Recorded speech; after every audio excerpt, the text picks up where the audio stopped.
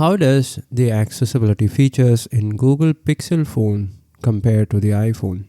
Hey guys, welcome back to Money is Blind podcast.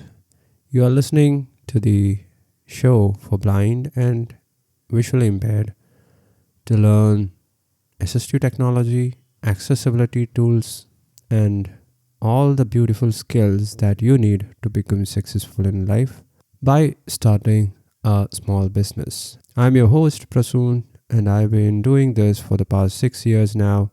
I started this podcast back in November 2022, and by the end of next month, we'll be reaching the first birthday of this podcast. So today's episode is inspired from the Google's new event, which is the launch of Google Pixel 8 and the 8 Pro phones.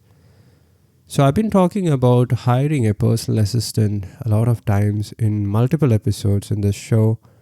You can find at least 4 to 5 episodes on that topic. But when I watched the keynote of that presentation, Google's event to launch the Pixel 8 and 8 Pro devices, I was blown away. They've used artificial intelligence in every aspect of the phone to enhance the user experience. And it even introduces artificial intelligence in answering calls. So even if you don't have a personal assistant, this virtual assistant, Google's virtual assistant, which works only in the Pixel phones, they can answer the calls on your behalf, and it will ask questions like the purpose of the call, if it is a delivery or any other scam calls, they can hang up politely, and the sound produces not robotic. It really sounds natural, and it doesn't feel like it is generated by a computer. And if it is an important call, it can go ahead and do either connect you with the call or prompt them to leave a voice message in the mailbox. So everything happens within the phone, and an internet connection is not needed because the Tensor G3 chip within the Pixel phones is doing all these things. That's just one thing which I found interesting in the Pixel phones. We get a virtual assistant who can answer calls, who can send messages. By the way, voice dictation, I have found it to be working better than iPhones in the Google Pixel phones because their natural language processing and analysis of the big data is much more better, is much efficient than Apple's language processing and voice dictation, and there is no comparison between Siri and the Google Voice Assistant.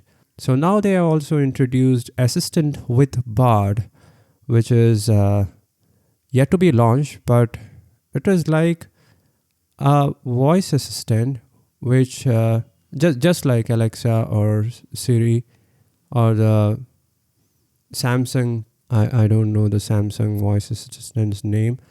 It is just like that, but here they have integrated artificial intelligence. I talked about Bard, which is the direct competition to ChatGPT, and now they have integrated Bard with voice assistant so that we can do the task even faster. And in the keynote, the presenter asked her voice assistant to create a shopping list for a party of 10, a tea time party of 10 persons with the recipes and all the ingredients that she needs to buy. And that work is done within 20-30 seconds. Actually, it takes more than 1 or 2 hours time to generate such a shopping list. And yeah, this thing is really cool. Another instance where voice assistant gets the input of artificial intelligence is when we dictate. You might have used voice dictation when typing text in your phones, But Pixel's phones takes it to yet another level. The insertion of punctuation marks like full stops, commas, inverted commas, and quotation marks, exclamation marks, all these are done automatically because of the intelligence which it derives from the Tensor G3 chip. We can even edit the text that we entered using voice dictation using our own voice, and that is something which is really cool, and I don't think it is still possible to do that in an iPhone.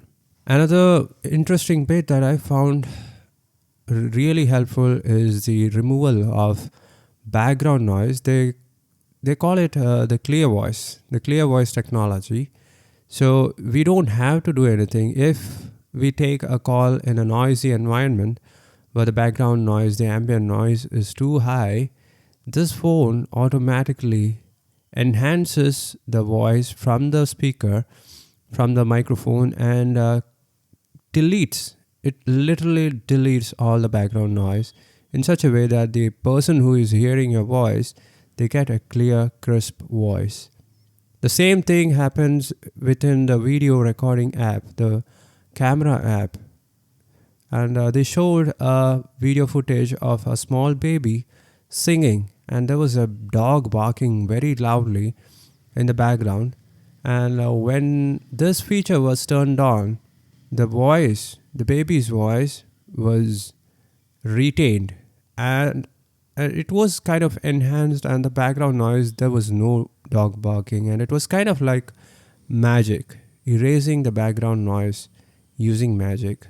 And they do it with artificial intelligence. So I've been looking forward to buying a Google Pixel phone in order to test the accessibility features that we blind and visually impaired persons can use on a day-to-day life in order to enhance our productivity. And this keynote, the launch of the Google Pixel 8 phones, they have been really motivating me. They have been pushing me to make the purchase very soon.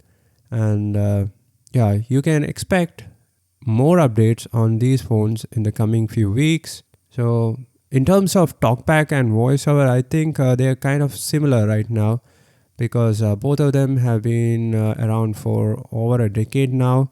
And as a screen reader, both TalkBack and VoiceOver are kind of the same. But when it comes to usability, I think VoiceOver has still a little advantage compared to TalkBack. So there are some subtle differences between TalkBack and VoiceOver, which you can get used to once you start using these devices. So I'll be talking in detail about these phones in the coming weeks. So if you don't want to miss out, consider subscribing to the show, leave a good positive review. It'll really motivate me to keep posting these kind of episodes. And that's it, guys. You guys take care. Bye-bye.